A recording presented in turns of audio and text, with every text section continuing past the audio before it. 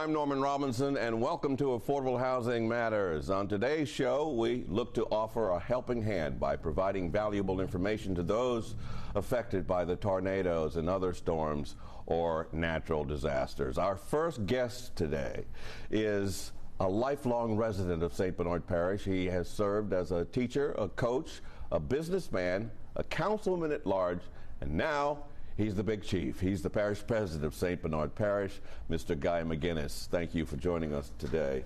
Thank you, Norm. You're welcome. And Mr. President, I want to first convey my sympathies and my heartfelt condolences for the devastation that your parish has experienced. Let me first begin by asking you how you're doing. Oh, we're doing fine. You know, we're keeping busy. We don't have enough time in the day to sit back and think about what's happening. So with the debris removal, all of the different conversations we're having with state and federal officials, we don't have a whole lot of time to just think about what happened. But at some point in time, when all of this is slowed down a little bit, I'm sure we're going to reflect. But right now, it's just time to continue to work. Yeah, I saw you doing one of the interviews to one of the television stations, and you got quite emotional. Yeah. I was concerned about your particular mental and physical state of mind. I really appreciate that. You know, and my friends was, "Hey man, are you okay?" Yeah. You know, but you know when you talk about you know where you grew up and you start seeing the let me tell you, the spirit of these people who have been affected, homes lost, lives changed, that they're ready to get to work, that they're ready to come back, they're ready to get back their children in school, and it's uplifting actually. Mm-hmm. So yeah, it's a little every now and then. Yeah, as an old newsman, I couldn't resist the temptation to drive through to look at the devastation. I just couldn't imagine being in that position. I felt for them worse than I did for the residents who were, damaged by the flood from Hurricane Katrina, because at least they had a house to go back to. Mm-hmm. Although they had to gut it and clean it out, at least they had a house to go back to. These people didn't have a house to go back to. They were walking around, in the middle of something that looked like Armageddon. It really was. The one thing, though, that we didn't have in Katrina is that, the neighbor across the street or one block over can help. Mm-hmm. And that's what was happening. And, people were just helping each other along with the awesome precision work in all of this chaos by our first responders, our firefighters, and our sheriff's deputies. Working along with neighbors, helping neighbors was a miracle. We had one death. That's one is too many. Yeah. But let me tell you, you've driven through it. The destruction path is amazing that we only had one death. Now we had the little girl with a ventilator whose house moved about 50 feet in the middle of the street. That was incredible. Yeah. That young lady passed away yesterday. Did? Oh my God! My condolences. We're not, it doesn't really matter if it was directly related to the tornado. She's a victim, and our thoughts and prayers are with both of those victims today. Give us a sense, an overview sense of the damage, the overall damage in Arabi. Well, numbers, right? 41 totally destroyed homes, 96 major structural damage, another 126 with minor damage, and we have about 500 homes that were affected. And that other category, it might be a vehicle or a mobile home that's on their property, a fence gone, or a roof lying in their on their property. So we have a lot of work to do ahead of us here. Pretty soon, once the debris is removed, which our contractors and our public works employees are doing an unbelievable job, and getting this started this quick with the state response with Governor Edwards is unbelievable, and the federal delegation. We have Cedric and Mitch in the White House now, and that's a good thing. And they have really come through for us. And Jill Biden called us in St. Bernard. And oh, did he? Jill, the first lady. Jill, the first lady. Okay. So, but you know, for him, he's a little busy right now. but you know, just seeing everybody come together and us being in the middle of it and trying to make it happen, and the relationships that we've built over the last few years, it's heartwarming to see. But we're in the middle of it, and the work, the real work with housing and getting people back in their homes, especially the ones that lost their entire home, is going to be a challenge. Talk about how that's going. You know, right now we have some contractors on the ground right now. It's not enough that are helping these homeowners and these citizens. Insurance, adjusters.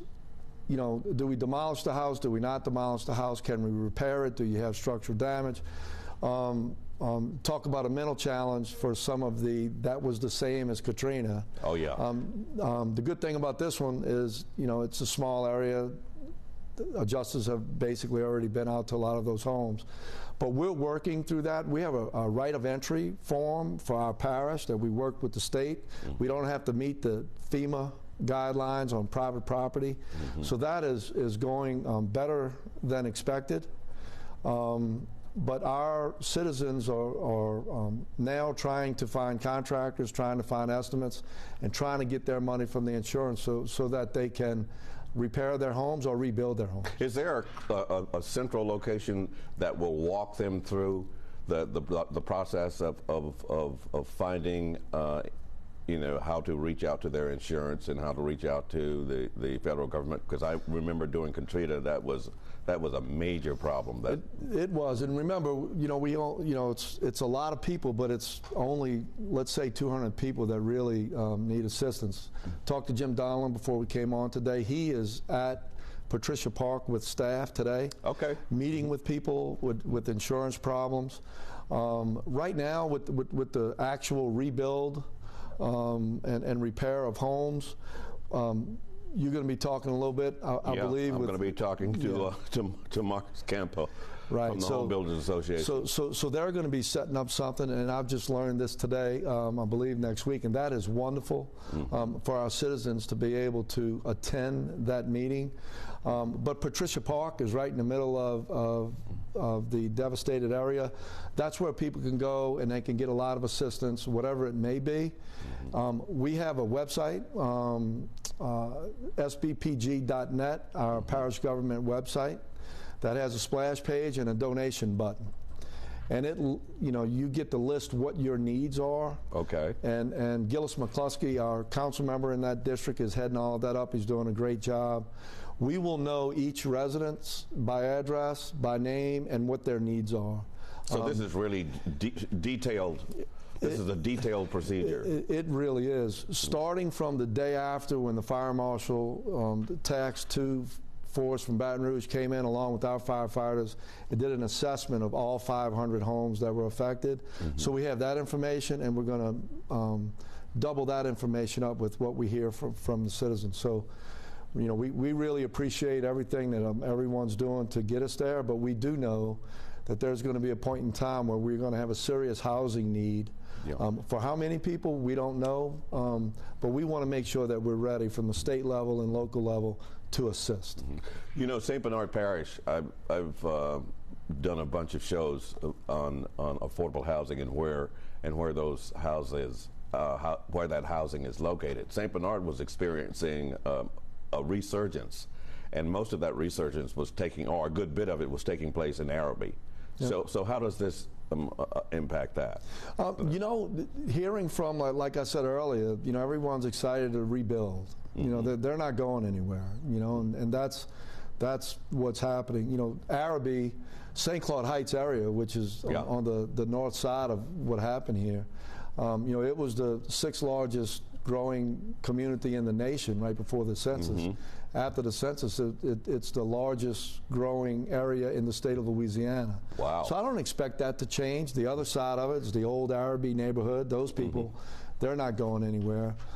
So I expect that these people are going to come back. Our citizens are going to come back. They're staying with family for as long as they can. You know, that doesn't last long. They're going to need some housing soon. We've been through that. But I tell you, the spirit is there.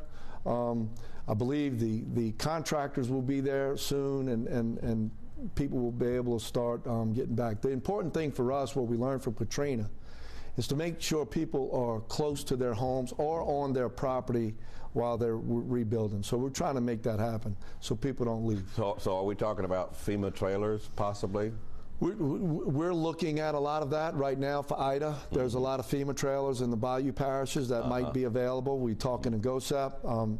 We're asking whether or not we can purchase trailers. It's not going to be a whole lot, you know, in the grand scheme of things, 30, 40 maybe, that we can put on their property while they rebuild. So we're going through all of that right now, and you know, Pam Williams, you're talking about the housing. She was director of housing in St. Bernard. She's not there now. She had a personal medical issue, but she's from the city of New Orleans. So her staff is well versed in all of this stuff. So I feel confident that we're going to be able to meet the citizens' needs. Let's talk about the economic impact now. On the businesses that may have been affected.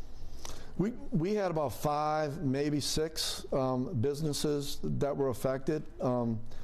Those businesses are going to come back stronger than they were before. I'm not worried about them. Their spirit is there. They're already back in business, you know, to a certain degree. So, and actually all of the people that are coming down and helping, you know, people are sending money. Rocky and Carlos, I was talking to Tommy the other day. People are just giving him money to make food to the area. Well, you know, he's got money left over already, and it's kind of slowed down, so he's getting gift cards. And the trust that people are giving into some of our old businesses is incredible. So I don't worry about the economic impact as it pertains to businesses as much as I do the housing issue and keeping people in St. Bernard Parish while it's happening. You mentioned earlier, as you were talking at the beginning of our interview, about the right of entry. Do you need a right of entry if you're just coming in to help? Volunteers, no. You know, of course, we don't want people going on anyone's property without their permission. We're dealing with that issue too. I can imagine. Some looting. Looting? Well, not as much as we thought we would, but it happens, Norman. You know. Yeah, it's human nature, I suppose. And going through the piles. You know, that's people's stuff. So we don't even want them going through the piles that we push to the street. So we want our volunteers to help as much as they can, but make sure you have permission. But for government and for our contractors to go on private property to help citizens move all of this debris out, we need to have a right of entry sign by the homeowner. We're doing that. We're not having a problem at all. The only problem we're having is it's slowing us up when insurance companies aren't telling these homeowners whether or not it's a demo or not. Yeah, well, so that's a good problem to have. You know, we're just sitting there waiting to get the approval. Well, thank you for sharing with us, and our thoughts and prayers are with you and the residents of Araby. And come back and see us and let us know about your progress. Thank you, Norman. God bless. God bless. You're welcome. When we return, we will speak with a representative from the Home Builders Association of Greater New Orleans and to find out how they plan to help rebuild homes in St. Bernard Parish. So don't go far.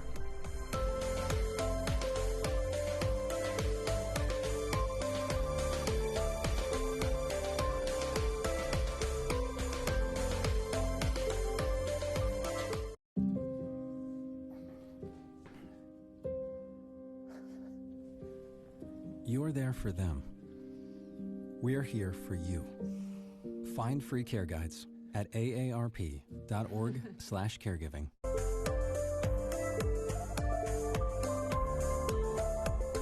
The Home Builders Association of Greater New Orleans has promoted, protected, and advanced the construction industry in our area since way back in 1941. Joining me now to discuss how they are looking to protect the individuals whose communities were ravaged by the tornado over the past few weeks is Mr. Marcus Campo of the Home Builders Association of Greater New Orleans and the owner of NOLA Build Construction and Design. Mr. Campo, welcome to Affordable Housing Matters. Thank you for having me. Don't have to ask you what you'll be doing for the next several weeks, do we? No, no.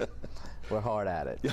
I can imagine your hands are full. So where do you begin, and what is the process like when dealing with a significant widespread damage like what we're seeing down in Arabi right now? So, you know, homeowners should be looking to get in contact with a qualified professional.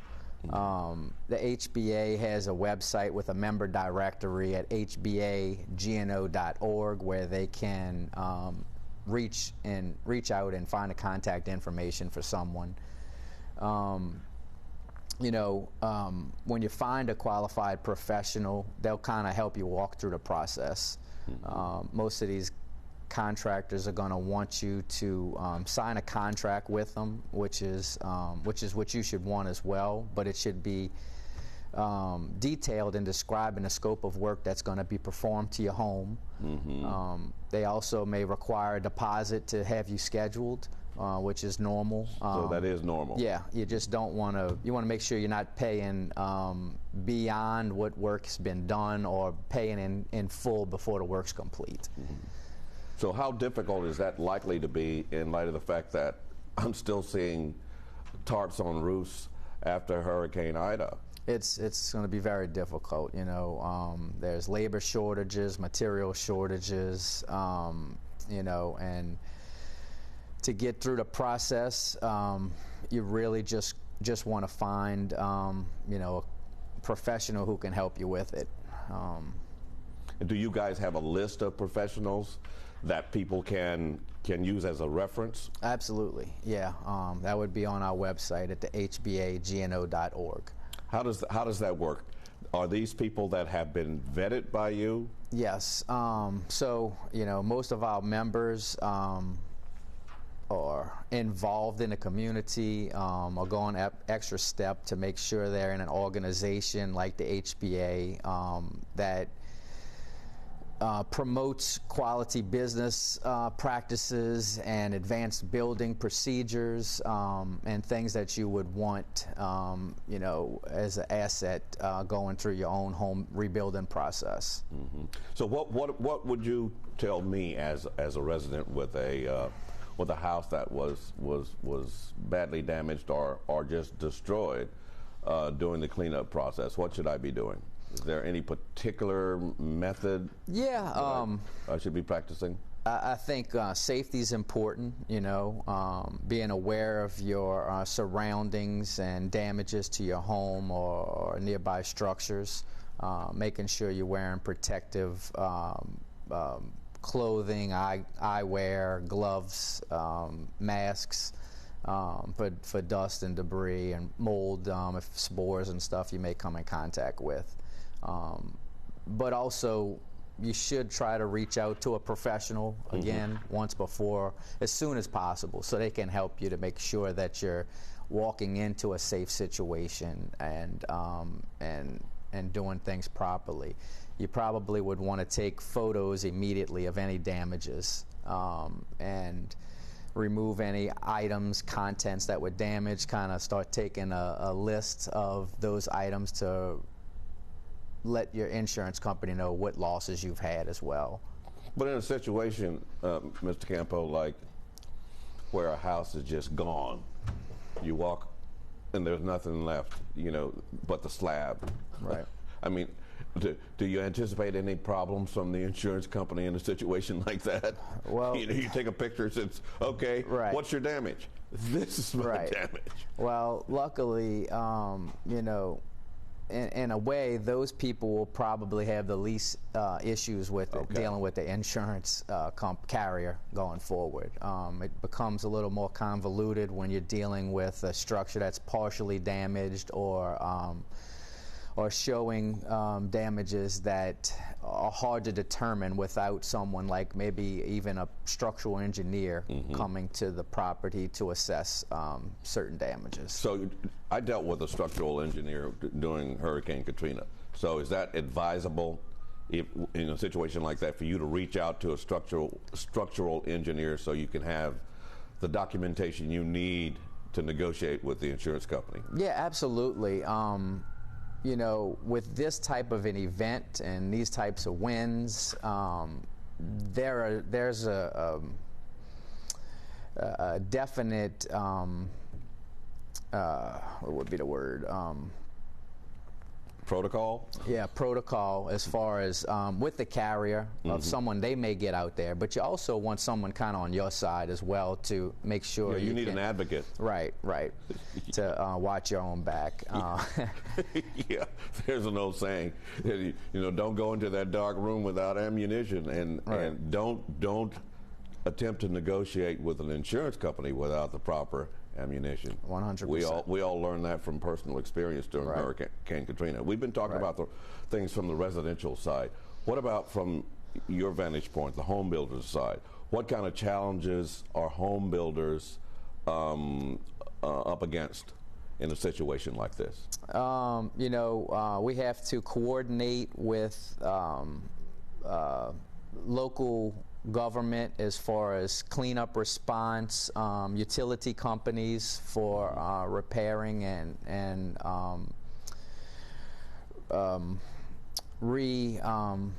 having the network re-energized as far as electrical. So, you know, some of the homes that we've come into contact with for some of our clients, we had to make some quick repairs so that they could get power back and water and all of those needed utilities. But, you know, just coordinating those efforts with all of the right people, and then once again dealing with material and labor shortages that are already existent for the last couple of years in our area. Parish President Guy McGinnis was on the show before you, and he was talking about the desire to keep the residents inside St. Bernard Parish, and he said he talked to you about some special program that the Home Builders Association had established towards that end. Yeah. So can you share that with us? Yeah, so on April the 7th, we're going to be at Nunez Community College in our community, and we will have an event there where contractors will be. Residents of St. Bernard can come and speak with these contractors and maybe get some good advice. We're also going to have Councilman McCluskey from that district that was you know, damaged, as well as Mr. Merritt Landry, who is with the permitting office.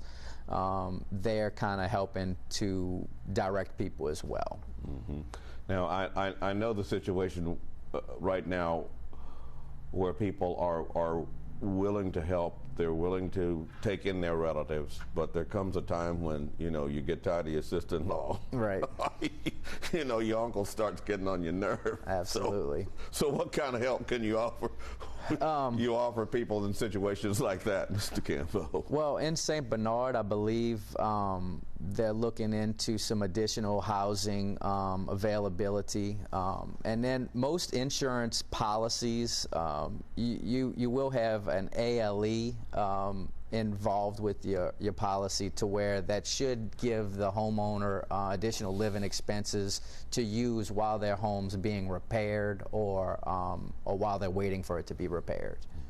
Do you anticipate any supply chain issues? Because I know, like, for little simple jobs, like I'm trying to redo a deck. Right. Like, people saying, okay, well, we don't have that kind of, you know, access to supply right now. Right. So are we looking at a very lengthy process? Yeah, I mean, most likely, you know. Most of the work, repair work, I think can probably be done and get it to a point at least. It's just they're probably not looking at being 100% put back together within a short period of time due to those challenges.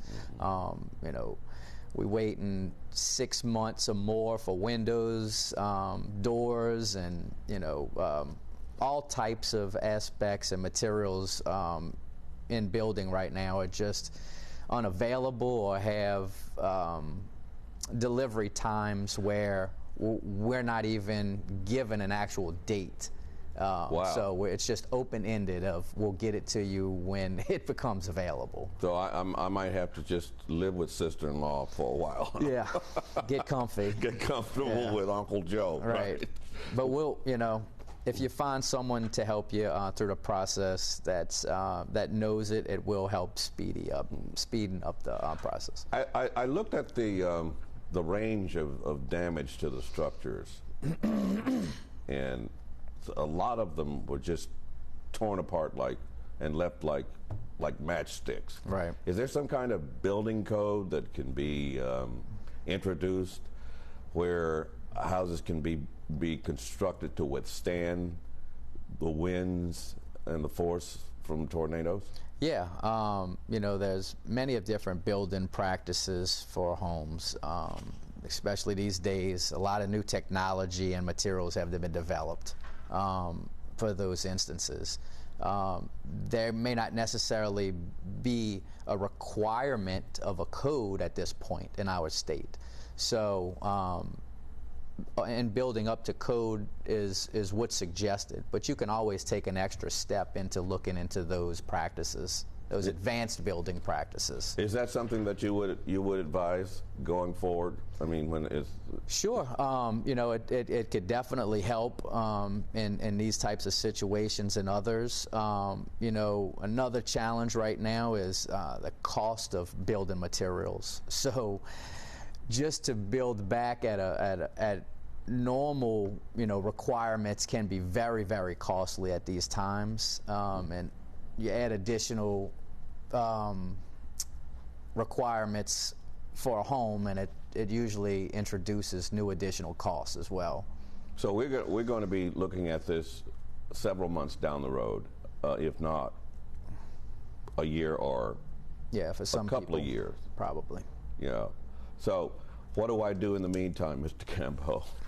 As far as a resident, I think you just need to have a conversation with your family and decide, how best you can suit yourselves moving forward. Some people may have family, like you spoke of, to stay with, and some will have to find additional living facilities for the time being, unfortunately. Mm-hmm. Are there enough home builders?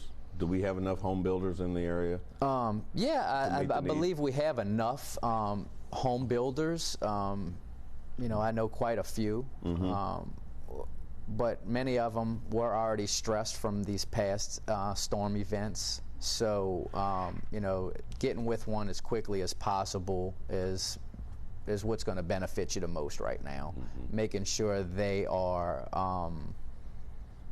knowledgeable and experienced in our region as well is important, Well, thank you for joining us, and I'm sure your information has been very helpful to those viewers who are watching who might be in the situation that we've been discussing, and good luck to you. Thank you, sir. And you're going to be under the microscope, Yeah. All right. Good luck with that. Absolutely. All right. For all of those who are in need of assistance or know someone affected by these recent storms and are in need of assistance, please reach out to the St. Bernard Parish office at www.sbpg.net or call 504-278-4200. Donations are also being accepted through these resources as well. And that will do it for us here today on Affordable Housing Matters. If you would like to watch or rewatch any of the past episodes of our program, please scan the QR code displayed on the screen. That code will take you right to the WLAE YouTube page where you can view this and all past episodes of our program. We want to thank you again for watching, and we will see you next time on Affordable Housing Matters.